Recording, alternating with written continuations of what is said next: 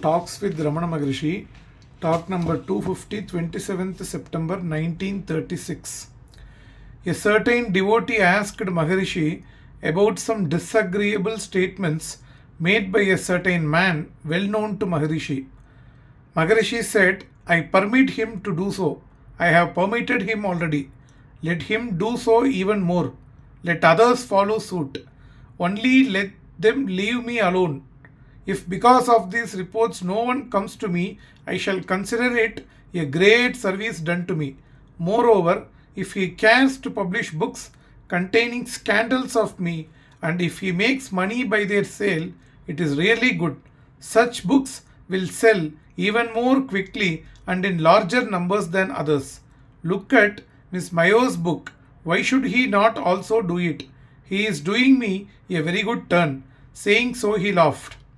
29th September 1936, there was again a reference to the same subject when Maharishi was alone.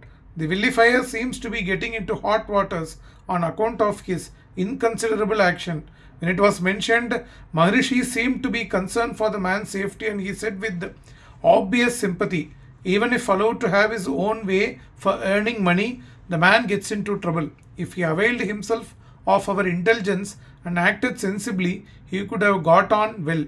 But what can we do?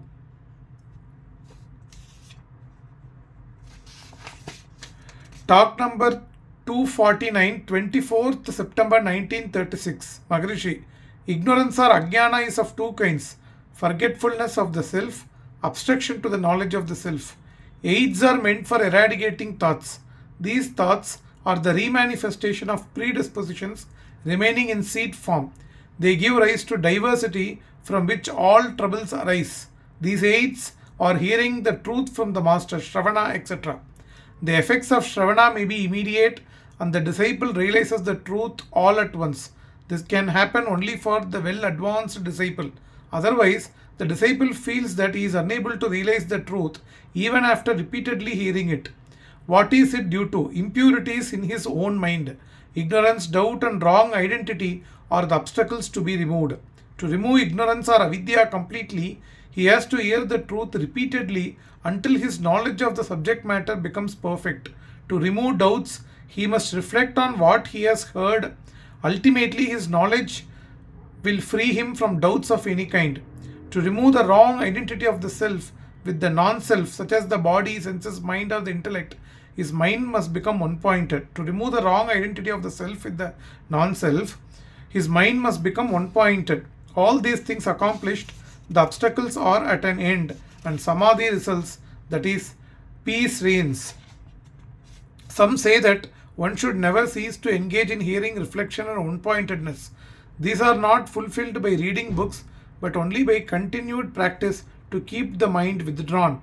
The aspirant may be Krutopasaka or Akrutopasaka. The former is fit to realize the self even with the slightest stimulus. Only some little doubt stands in his way. It is easily removed if he hears the truth once from the master. Immediately he gains the samadhi state. It is presumed that he had already completed Shravana, reflection, etc. in previous births. They are no more necessary for him. For the other, all these aids are necessary. For him, doubts crop up even after repeated hearing. Therefore, he must not give up aids until he gains the samadhi state. Shravana removes the illusion of the self being one with the body, etc. Reflection makes it clear that knowledge is self. One-pointedness reveals the self as being infinite and blissful. Om Namo Bhavade Sri Ramanaya. Om Namo Bhavade Sri Ramanaya. Om Namo Bhavade Sri Ramanaya.